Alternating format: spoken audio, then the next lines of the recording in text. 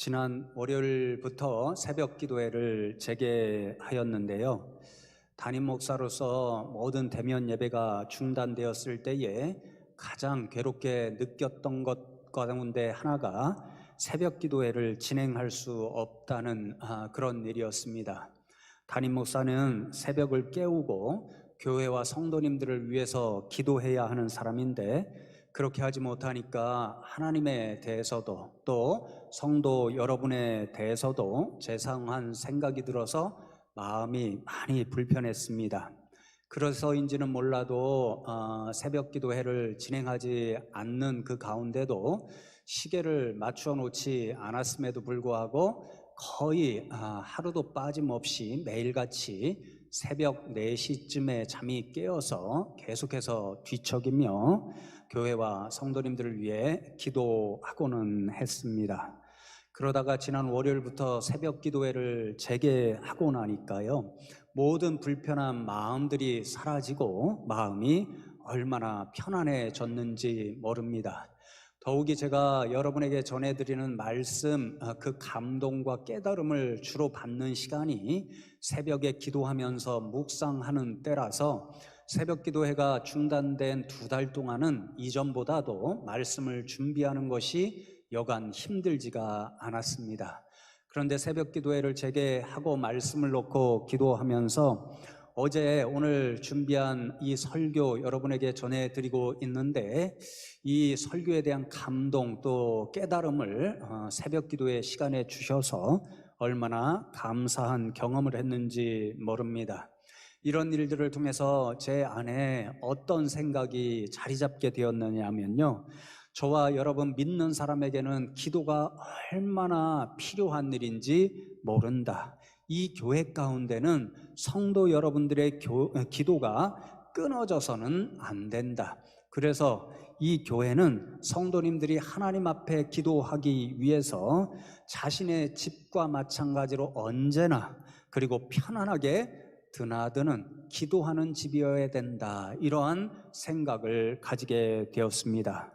오늘 저와 여러분이 열왕기상 8장을 중심으로 하나님의 말씀을 함께 나누는데 이 말씀 가운데서 믿음의 선조 가운데 하나였던 솔로몬이 저와 여러분에게 들려주는 지혜가 이와 유사합니다.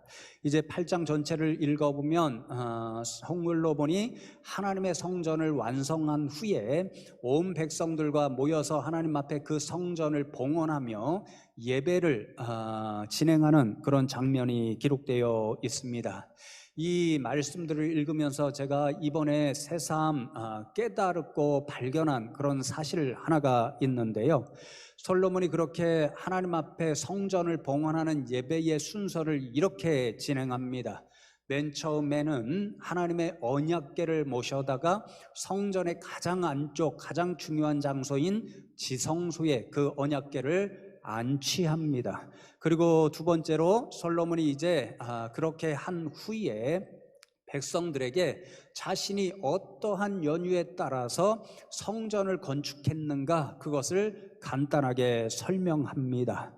그리고 세 번째로 그렇게 하나님의 언약궤를 모셔드린 후에 하나님의 영광이 성전 가운데 가득 임하게 되는데요, 그 모습을 보고 하늘을 향하여 두 손을 벌려들고 자신의 왕가를 위해서 그리고 대부분은 모든 백성들을 위해서 솔로몬이 간절한 마음으로 하나님 앞에 기도합니다. 그리고 네 번째로 그렇게 간절하게 기도한 마음으로 이제 자신과 함께 그 예배의 자리에 나와 있는 모든 백성들을 축복합니다. 왕으로서 마음껏 그러한 복된 말들을 나누고요, 마지막으로 그 이후에 그날부터 14일 동안을 하나님 앞에 제물을 드리고 예배하며 자신과 백성들이 건축한 그 성전을 하나님 앞에 봉헌하는 것으로 8장의 말씀이 마무리가 됩니다.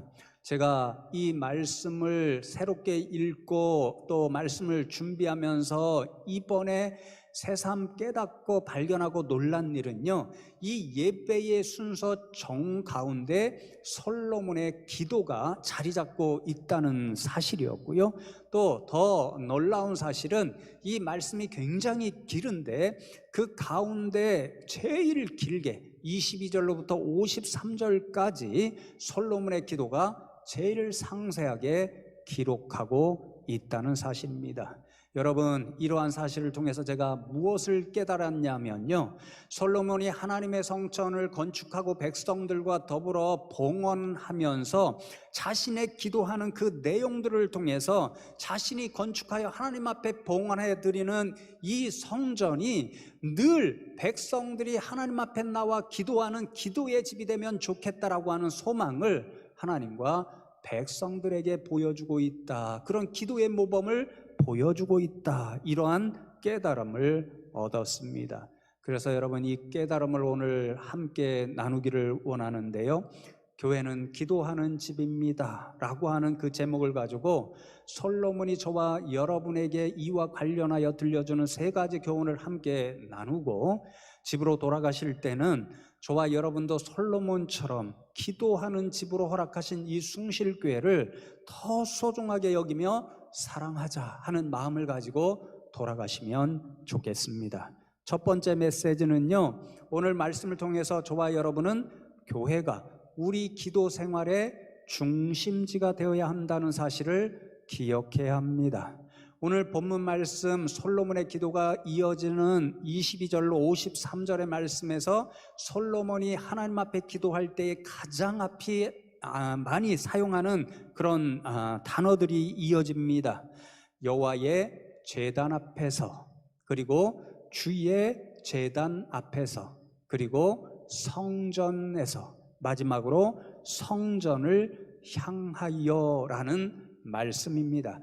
기도의 장소, 기도가 드려져야 하는 방향, 그것을 말씀해 주는 단어들인데요, 솔로몬은 하나님의 성전 앞에 나와서 백성들이 기도해야 된다라는 것을 말씀해 주고, 특별히 성전 앞에 나올 때는 하나님 앞에 예배하는 장소인 제단 앞에서 그 제단을 사모하는 마음으로 기도해야 할 것을 백성들에게 보여줍니다.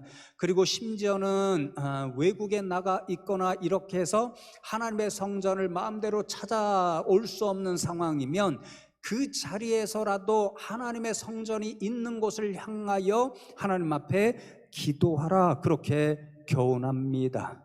그래서 성도님들의 모든 기도의 방향과 기도 생활의 중심이 하나님의 성전을 향하여야 한다는 사실을 친히 먼저 보여줍니다. 성도 여러분, 왜 솔로몬이 이토록 우리 기도 생활의 중심지가 교회가 되어야 한다는 믿음의 고백을 반복해서 들려주는 것일까요? 오늘 말씀도 그렇고 성경 말씀 전체를 보면 그 이유는 이 성전, 하나님의 교회 가운데 하나님께서 세상에 임재하여 계시기 때문에 그렇습니다. 여러분, 이렇게 드리는 말씀이 하나님이 성전에만 계신다라는 뜻으로 드리는 말씀이 아닙니다. 성경에는 분명히 하나님께서 무소부재하신 분이기 때문에 어디나 계신 분임을 우리는 알 수 있습니다. 그런데 중요한 사실 한 가지를 우리가 성경을 통해서 알게 되는데요, 그것은 하나님께서 세상 가운데 임재하시고 자신들의 백성들과 영원히 함께 하신다는 그 사실을 보여주는 증거로 삼는 장소가 바로 교회라는 데 있습니다. 그래서 하나님께서 출애굽한 이스라엘 백성들과 시내산 앞에서 언약을 맺으시고 가장 먼저 명령하시는 것이 이동식 교회 성막을 지으라 말씀하시고, 그때에 가장 확고부동하게 이스라엘 백성들 성도님들에게 약속하여 주시는 말씀이 그 성막을 하나님의 거처 집으로 삼으셔서 그 가운데 임재해 계시겠고 그 일을 통해서 이스라엘 백성들과 영원히 함께 하신다는 그 증거를 보여주신다는 약속이었습니다. 그래서 출애굽기 마지막 장인 40장 말씀을 보시면 모세와 이스라엘 백성들이 하나님께서 명령하신 대로 이동식 교회 성막을 완성하고 하나님 앞에 봉헌할 때에 하나님께서 자신이 약속하신 대로 그 성막 가운데 영광 중으로 임재하시고 그 일을 통해서 앞으로 너희들과 항상 함께 하겠다는 그 증거를 확실하게 보여주셨습니다. 여러분, 오늘 말씀에서도 똑같은 하나님의 약속과 또 모습을 우리가 볼 수 있습니다. 솔로몬이 이제 성전을 건축하고 하나님 앞에 봉헌하여 드릴 때 가장 먼저 한 일이 언약궤를 지성소에 모셔 드리는 일이라고 말씀드렸죠.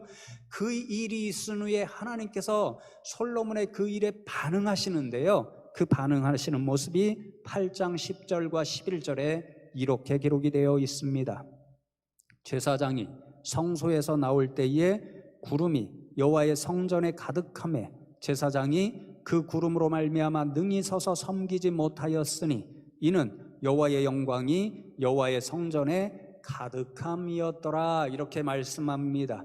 구름이 성전에 가득하였다라는 말씀, 또 여호와의 영광이 성전에 가득하였다라는 말씀은요, 하나님께서 자신이 약속하여 주신 대로 솔로몬이 지은 그 성전 가운데 자신의 거처로 삼으시는 표로 임재하셨다. 그리고 그 일을 통해서 앞으로도 하나님께서 자신의 백성들에게 약속하신 대로 영원토록 함께 해주시겠다라고 하는 그 증거를 보여주시는 사건이었습니다. 그러니 저와 여러분도 오늘 이 자리에 오랜만에 나온 이 예배의 자리, 교회에 나올 때마다 무엇을 깨달아야 하냐면요, 하나님께서 바로 이 자리에 자신의 거처를 삼아 임재하여 계시는구나. 그리고 그 하나님께서 이 교회를 통하여 나와 영원히 함께 하신다는 그 약속을 이루어 주시는구나. 이러한 증거를 볼 수 있어야 합니다. 그래서 성도 여러분, 하나님께서 자신의 거처 집으로 삼으신 이 성전을요, 세상 가운데서 가장 귀한 장소로 늘 주목하시고 애정을 쏟아 부으십니다. 하나님께서 그 사실을 친히 솔로몬에게 고백해서 들려주시는데요, 이어지는 이제 열왕기상 9장 말씀을 보시면 솔로몬의 모든 봉헌하는 일과 기도를 들으신 하나님께서 솔로몬에게 나타나셔서 여러 가지 약속과 명령을 들려주시는 그런 기록이 담겨져 있습니다. 9장 3절이 하나님의 고백인데요, 이렇게 말씀하시지요. 여호와께서 그에게 이르시되 내 기도와 내가 내 앞에서 간구한 바를 내가 들었은즉 나는 내가 건축한 이 성전을 거룩하게 구별하여 내 이름을 영원히 그곳에 두며 내 눈길과 내 마음이 항상 여기에 있으리니. 그렇게 말씀합니다. 하나님께서 솔로몬과 백성들에게 약속하시는 말씀이 지금 이 성전을 거룩하게 구별하여서 자신의 이름이 영원히 있는 곳, 자신의 거처, 자신의 집으로 삼으시고 그곳에 임재하셔서 영원토록 이스라엘 백성들, 하나님의 성도들과 함께 주시는 특별한 장소로 삼아 주시겠다. 그렇게 말씀하십니다. 바로 그렇기 때문에 뭐라고 말씀하시지요? 내 눈길과 내 마음이 항상 여기에 있도록 하겠다. 하나님의 성전을 자신의 불꽃 같은 눈길로 항상 바라보시고 아끼고 사랑하는 마음을 정말 그 가운데 쏟아 부어 주시겠다. 그렇게 말씀하십니다. 그러니 교회는 하나님께서 세상에서 가장 귀하게 여기시고 가장 사랑하시는 거룩하고 특별한 장소가 됩니다. 그렇게 하나님께서 항상 이 자리에 임재해 계시고 불꽃 같은 눈길로 바라보시고 애장을 쏟아부으시니까요, 이 자리에 하나님의 백성이 기도하는 자로 나오시잖아요. 그러면 그 기도자를 하나님께서 불꽃 같은 눈길로 바라보시고 애정을 쏟아 부으시는 거죠. 바로 그런 이유 때문에 교회가 저와 여러분 기도 생활의 중심지가 되어야 합니다. 하나님은 세상 어디나 계시기 때문에 우리는 우리가 있는 각자 그 자리에서도 하나님 앞에 항상 기도할 수 있습니다. 가정에서도 기도할 수 있고 직장에서도 기도할 수 있습니다. 학교에서도 기도할 수 있습니다. 심지어는 기독교 영성가들이 전통으로 보여주는 것처럼 우리가 일상생활에서 한 걸음 한 걸음 걸어가면서도 주여 나를 불쌍히 여겨 주옵소서 그렇게 기도할 수 있습니다. 그러나 우리는 교회를 사랑하는 마음으로 기억해야 합니다. 저와 여러분의 기도 생활의 중심지는 바로 이 교회여야 합니다. 왜냐하면 하나님께서 이 자리를 자신의 집으로 삼으셔서 임재해 계시고 저와 여러분과 오늘도 함께 하신다는 그 약속을 보여주는 장소가 이 교회이기 때문입니다. 바로 그런 이유 때문에 하나님께서 오늘도 불꽃 같은 눈길로 이 교회를 바라보시고 한없는 사랑으로 이 교회에 쏟아부고 계시고 또 그러한 믿음을 가지고 이 자리에 나오시는 기도자 되시는 저와 여러분을 하나님께서 지금도 바라보시고 애정 어린 손길로 손잡아 주시기 때문에 그렇습니다. 그러니 사랑하는 성도 여러분, 그런 이유 때문에 교회는 우리가 기도 응답을 받기에 가장 아름답고 좋은 장소입니다. 그러니 이런 마음으로 교회를 늘 찾고 기도하시는 일에 애쓰시는 저와 여러분 되면 좋겠습니다. 그래서 성도 여러분, 아마 여러분들 어르신들이 이런 기도 생활의 모범과 또 일들을 많이들 보여주시는데요. 저도 장인 어른의 모습에서 이런 기도 생활의 아름다움을 간혹 보면서 존경하게 됩니다. 우리 장인어른이 이제 자신에게 정말 자신이 감당할 수 없는 일이 생기고 이것은 하나님께서만 해결해 주셔야 된다, 그런 기도 제목이 생기잖아요. 그러면 집에 들어오셔서 짐을 다 싸십니다. 이불도 싸시고 또 자신의 옷 같은 것도 챙겨서 나가십니다. 어디로 가실까요? 교회로 가십니다. 무슨 믿음이 있어서 그렇게 하시냐면요, 교회에 나가서 하나님이 계시는 하나님 앞에 나가서 기도함으로 이 일이 해결받아야 된다라고 하는 그런 믿음으로 교회에 가십니다. 그러면 그때부터 교회가 자신의 삶의 중심지가 됩니다. 어느 때까지 그러시냐면요, 자신이 하나님 앞에 간절히 올려드리는 기도의 제목들이 하나님으로부터 충분히 응답받았다는 확신이 설 때까지 교회를 자신의 삶의 중심지, 생활의 중심지로 삼으십니다. 사랑하는 성도 여러분, 솔로몬의 오늘 교훈과 또 이런 믿음의 우리 조상들의 이러한 일을 저와 여러분이 생각하셔서 정말 저와 여러분도 이 하나님의 교회를 기도 생활의 중심지로 삼으시면 좋겠습니다. 교회가 하나님이 임재하시고 우리와 영원토록 함께 하신다는 약속, 그것을 증거로 보여주시기 때문에 가장 아름다운 장소요, 귀한 장소라는 것을 생각하시고 저도 저와 여러분도 하나님의 마음으로 이 교회를 사랑하며 이 자리에 나오면 이 자리에 계시는 하나님께서 약속하신 대로 기도를 응답해 주실 것이야, 이 믿음으로 기도 생활에 더 힘쓰시는 저와 여러분 되면 좋겠습니다. 여러분, 두 번째로 하나님의 거처인 이 교회에 나와서 저와 여러분이 하나님 앞에 나올 때에 어떤 제목을 들고 간절하게 부르짖어 기도할 수 있을까요? 솔로몬은요, 오늘 자신의 기도 가운데서 우리에게 그 기도할 수 있는 내용을 또 교훈하여 주는데요, 자신이 하나님 앞에 간절히 기도할 때에 다윗을 통하여 하나님께서 주신 약속에 있죠. 다윗이 성전을 짓고자 하는 아름다운 마음을 품었을 때에 하나님께서 성전 짓는 일은 다윗에게 허락하시지 않으셨지만 그 마음을 예쁘게 받아주시고요, 다윗의 왕가를 굳건히 세워서 영원토록 지켜주시겠다, 그렇게 약속합니다. 그 아버지를 통하여 주신 하나님의 약속을 붙잡고 자신과 자신의 왕가를 위해서 간절히 기도할 때 하나님, 저희들에게 주신 그 약속을 지켜주십시오, 이렇게 간단하게 기도합니다. 그리고 솔로몬의 기도의 대부분의 내용이 모든 백성들을 위한 중보 기도로 되어 있습니다. 오늘 읽은 본문의 말씀이 바로 솔로몬이 백성들을 위해서 중보 기도하는 그 중보 기도가 시작되는 첫 음성들입니다. 여러분, 그런데 이 백성들의 상황을 7 일곱가지 일어날 수 있는 상황을 예측하면서 그 상황, 구체적인 예를 들고 하나님 앞에 기도하는 솔로몬의 음성을 듣게 됩니다. 그런데 조금 이따 살펴보겠지만요, 이 모든 7가지 중보 기도의 공통되는 요소가 있습니다. 그것은 사하여 주옵소서라는 기도입니다. 여러분, 읽지는 않았지만 오늘 27절로 29절 솔로몬의 백성들을 위한 중보 기도가 시작되는 음성이라고 그랬잖아요.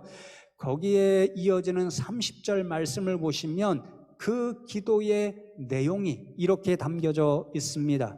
주의 종과 주의 백성 이스라엘이 이곳을 향하여 기도할 때에 주는 그 간구함을 들으시되 주께서 계신 곳 하늘에서 들으시고 들으시사 사하여 주옵소서, 이렇게 기도합니다. 솔로몬이 백성들을 위한 중보 기도를 시작할 때 그 첫 마디가 사하여 주옵소서, 용서하여 주옵소서, 그 기도였습니다.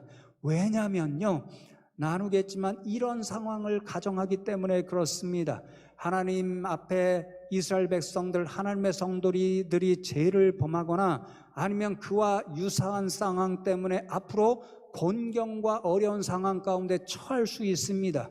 그 곤경 가운데서 백성들이 깨닫는 거죠. 이 곤경으로부터 구원받을 수 있는 일은 오직 하나님의 손길에 달려있다라는 깨달음을 가지고 하나님 앞에 나올 때에 자신들의 죄를 내어놓고 하나님 용서하여 주시옵소서, 사하여 주옵소서, 그렇게 기도하면 하나님 그들의 죄를 용서해 주시고 그들을 모든 곤경에서 건져 주십시오라는 기도였습니다. 그 7가지 구체적인 기도의 내용들을 제가 이제 조금 빠른 속도로 여러분들에게 소개해 드립니다. 먼저 첫 번째로 31절과 32절의 말씀을 보시면요, 어떤 사람이 이웃에 대하여 죄를 저질렀다라고 하는 혐의를 받습니다. 그러면 너무도 억울하고 속이 상하고 괴로운 그런 공경에 처하게 되겠지요. 그때 그 사람이 하나님의 제단에 나와서 하나님 앞에 간절히 부르짖어 기도하면 심판자 되시는 하나님께서 정말 악한 자가 누구인지 그리고 의로운 자가 누구인지 구별할 수 있게 하는 은혜를 주시고, 그리하여 의로운 자는 하나님께서 건져주시고 악한 자는 심판해 주십시오, 그렇게 솔로몬이 기도합니다. 두 번째로 33절과 34절의 말씀을 보시면 이스라엘 백성이 이제 하나님 앞에 범죄한 결과로 이방 민족과의 전쟁에서 패하고는 자신들의 땅을 빼앗겨서 너무도 속상하고 괴로운 그런 상황 가운데 빠지게 됩니다. 그때 솔로몬은 그 백성들이 하나님 앞에 돌이켜서 기도하면, 그리고 이 성전 앞에 나와 성전을 향하여 기도하면 빼앗긴 땅을 회복하여 달라라고 하나님 앞에 기도합니다. 세 번째로 35절과 36절의 말씀을 보시면 이스라엘 백성이 이제 하나님 앞에 범죄하여 하나님이 하늘을 막으시고 비가 내리지 않게 하심으로 이스라엘 백성들이 굉장한 어려운 상황 가운데 처하게 됩니다. 그때에 이스라엘 백성들이 하나님 앞에 돌이켜서 자신들의 죄를 고백하고 성전에서 기도하면 하늘 문을 여시고 비를 내려달라, 그렇게 기도합니다. 또 네 번째로 37절로 40절 말씀을 보시면요, 하나님께서 이스라엘 백성 가운데 기근이나 전염병과 같은 재앙을 내려서 백성들이 모두 두려워하며 심각한 곤경에 처할 수도 있습니다. 만일 그때에, 이것이 참으로 중요한데요, 오늘날 이스라엘 백성들 가운데 한 사람이라도 그러한 재앙이 백성들의 죄악 때문에 하나님께서 깨달으라고 내려주신 것이라고 깨닫고 하나님 앞에 성전에 나와서 기도하면 하나님 그 기도를 들으시고 그 재앙으로부터 백성들을 건져 주십시오, 그렇게 기도합니다. 다섯 번째로 41절로 43절의 말씀을 보시면 이제는 이스라엘 백성이 아니고 이방인들 중에도 곤경을 처한 사람이 있습니다. 곤경에 빠졌는데 자신의 힘으로는 감당할 수 없는 사람, 그 이방인이 있는데 누구로부터 이스라엘 백성들이 믿고 기도하는 그 하나님은 능력이 있으셔서 자신을 곤경으로부터 구해 주실 수 있다는 그 소식, 소문을 듣고 하나님의 은혜를 사모하면서 성전을 바라보면서 기도하면 하나님 그 이방인의 기도일지라도 들어주십시오라고 하는 놀라운 기도를 하나님 앞에 올려드립니다. 여섯 번째로 44절과 45절의 말씀을 보시면 이스라엘 백성들이 이방의 적군들과 전쟁을 하러 나가는 급박한 상황, 위기의 상황에 처해 있습니다. 그때에 백성들이 하나님 앞에 나와 성전을 향하여 기도하면 승리를 주십시오라고 기도합니다. 마지막으로 일곱 번째로 46절로부터 51절의 말씀을 보시면요, 이스라엘 백성들이 범죄하여서 이제 마지막 순간에는 바벨론에 의해서 완전히 멸망을 당하고 수많은 사람들이 포로로 잡혀가서 엄청난 고통을 받으며 매일같이 눈물로 살아가게 되잖아요. 그렇게 포로로 잡혀간 사람들, 곤경과 또한 고초를 당하는 그런 사람들이 그 포로로 잡혀간 그 자리 한가운데서 이방 땅이지만 예루살렘 성전 하나님의 교회를 향하여 부르짖어 기도하면 하나님 그들의 기도를 들으시고 이방인들이 당신의 백성 이스라엘 백성들을 긍휼히 여기게 해주시고 마침내 고국으로 돌아올 수 있는 은혜를 주십시오. 이렇게 기도합니다. 여러분, 제가 여러분들에게 7가지 중보기도의 내용을 소개한 이유가 있습니다. 여러분 들으시면서 한 가지 공통점을 금방 발견하셨을 것입니다. 이 기도의 모든 내용들은요, 저와 여러분 연약한 사람들이 다 처할 수 있는 곤경의 상황을 전제하고 하나님 앞에 올려드리는 기도입니다. 어떤 사람은 범죄의 혐의를 받아서 억울해서 너무도 괴로운 상황을 살아가고 있습니다. 어떤 분들은 적과의 전쟁에서 패하고 땅을 빼앗겨서 너무도 고통스러운 나날을 보내고 있습니다. 비가 내리지 않아서 너무너무 힘든 상황을 살아가고 있습니다. 전염병이 창궐하여서 오늘처럼 두려움 가운데 살아가고 있습니다. 전쟁의 두려움이 엄습할 때가 있습니다. 전쟁에서 패하여 이방인들로부터 온갖 모욕과 부끄러움을 당할 때가 있습니다. 그렇기 때문에 모든 일상의 생활을 마음껏 할 수 없고 완전히 무너져 내린 그런 상황에 처하여 있습니다. 그때 백성들을 위하여 솔로몬은 하나님 앞에 성전에 나와 성전을 향하여 저희들의 죄를 사하여 주옵소서 이렇게 기도하라는 거지요. 그러니 여러분, 솔로몬의 이 사하여 주옵소서라고 하는 중보기도의 핵심 내용이 무엇을 교훈하는지 우리는 금방 깨달을 수 있습니다. 우리의 모든 것이 무너져서 일상의 생활이 불가능한 상황, 우리가 처해 있는 모든 곤경과 어려움과 곤란의 상황으로부터 건짐을 받는 첫걸음이 하나님 앞에 나와 우리의 죄를 사하여 주십시오. 그래서 우리가 지금 곤경에 처하여서 일상생활을 하지 못하게 하는 모든 그 원인들을 제거하시고 우리들에게 다시 한번 일상생활을 누릴 수 있는 행복을 허락해 주십시오. 그렇게 기도하는 일이 하나님의 성전 앞에 하나님 앞에서 이루어져야 한다라는 거지요. 그래서 여러분, 제가 말씀을 연구할 때에 장신대 구약학 교수인 베이스 교수의 솔로몬의 기도의 이 말씀들을 연구하는 그 논문을 잠시 읽게 되었는데요, 이렇게 솔로몬의 기도를 요약하는데 제 마음에 상당히 감동이 되고 동의가 되었습니다. 기도란 삶으로부터 자연스레 터져나오는 고통 섞인 부르짖음일 것입니다. 기도는 평화로운 날의 노래가 아니라 곤고한 날의 참담한 날의 외침입니다.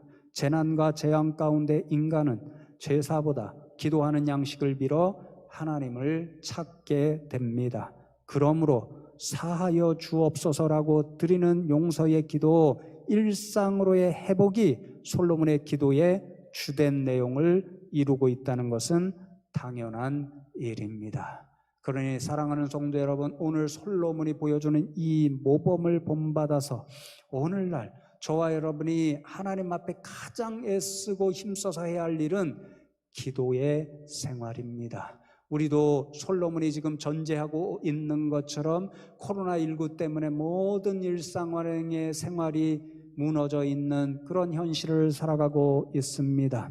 그런 상황 가운데 경제가 참 어렵다고 다들 난리입니다. 이 어려운 가운데 정말 사랑하는 사람들을 만나고 싶고 또 서로 이야기하면서 힘과 용기를 얻고 싶은데도 만나고 싶은 사람들을 마음껏 만날 수가 없습니다. 얼마 전에는 추석이 있어서 정말 부모님을 뵙고 싶고 가서 가족들을 만나고 싶은 마음이 간절했음에도 불구하고 얼마나 그 일을 하지 못해서 마음이 섭섭하고 안타까웠는지 모릅니다. 우리가 이 자리에 나와서 마음껏 예배하고 성도님들과 교제하고 싶은데도 마음껏 할 수 없는 그런 현실입니다. 여러분, 이 모든 일상생활의 시작, 다시 회복되는 일이 어디로부터 일어나는가? 하나님께 기도하는 일로부터 시작될 수 있습니다. 그런 사랑하는 성도 여러분, 이 어려운 때에 이러한 하나님의 은혜를 사모하면서 더욱 힘을 내서 하나님 앞에 나와 기도할 수 있는 저와 여러분 되면 좋겠습니다. 마지막 세 번째로, 하나님께서 이제 기도하러 자신의 성전에 나와 기도하는 그 기도자에게 요구하시는 말씀이 있습니다. 아주 한 가지만 요구하시는데요, 열왕기상 9장 4절의 말씀을 보면 하나님께서 기도자 된 솔로몬에게 이렇게 명령하십니다.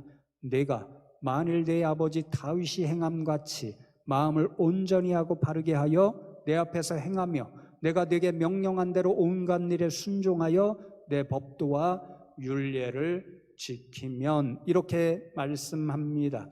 하나님께서 기도자에게 요구하시는 것이 딱 한 가지, 내가 준 말씀대로 순종하여 살라, 그 말씀입니다. 그렇게 하나님의 말씀대로 순종하는 사람이 하나님 앞에 기도자로 나서면 하나님께서 그 기도를 들어주시겠다 약속해 주십니다.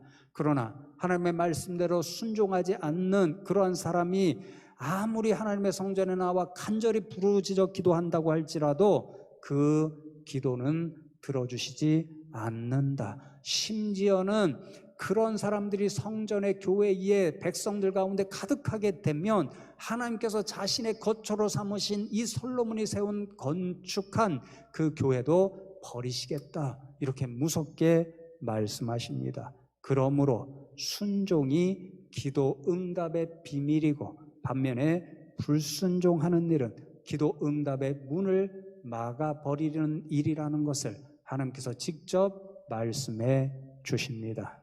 그러므로 성도 여러분, 이제 마지막 전하는 말씀은요, 제가 이 음성을 듣고 묵상하면서 깨달은 일인데요, 진짜 기도는 무엇인가? 예수님께서 겟세마네 동산에서 보여주신 모범대로 우리의 소원과 간구를 일방적으로 하나님 앞에 올려드리는 것이 아니라 순종하겠다는 그런 믿음으로 하나님의 뜻을 먼저 구하는 기도, 그것이 바로 바른 기도라는 것을 알게 되었습니다. 먼저 하나님의 나라와 그 의를 구하고 그 뜻대로 순종하면 하나님께서 약속하신 대로 저와 여러분의 간절한 기도의 제목들과 간구의 소망들은 응답해 주시고 저와 여러분의 삶을 책임져 주실 것이기 때문입니다. 그래서 여러분, 제가 이 말씀을 묵상하고 교훈을 얻은 대로 며칠 전부터 제 기도의 언어를 조금 바꾸기 시작했습니다. 이전에는 하나님 앞에 나가서 하나님, 여기에 이런 제 기도의 제목들이 있습니다, 그러니 들어주십시오, 이렇게 기도했습니다. 그런데 오늘 말씀을 묵상하고 깨달은 며칠 전부터는요, 하나님, 여기에 제 기도 제목들이 있습니다. 그런데 하나님, 이 기도의 제목들이 하나님께서 원하시는 것인가요? 하나님이 기뻐하시는 제목들인가요? 그렇다면 응답해 주십시오, 이렇게 기도의 언어를 바꾸기 시작했습니다. 왜냐하면 오늘 말씀대로 저와 여러분이 먼저 하나님의 말씀에 순종하고 하나님의 뜻대로 살아나가기로 작정하고 하나님 앞에 기도할 때 하나님께서 저와 여러분의 기도를 응답해 주실 것이기 때문에 그렇습니다. 그러니 여러분, 그런 믿음을 가지고 하나님의 교회, 이 거처인 교회를 열심히 더욱더 찾아 하나님 앞에 기도하며 또 하나님께서 기도하는 집으로 허락하신 이 교회를 더욱더 사랑할 수 있는 저와 여러분, 그리고 이 교회를 섬기시며 서로를 위해서 기도하는 성도 여러분들을 더 뜨겁게 사랑하는 마음으로 기도하실 수 있는 저와 여러분 다 되시기를 주님의 이름으로 축복합니다.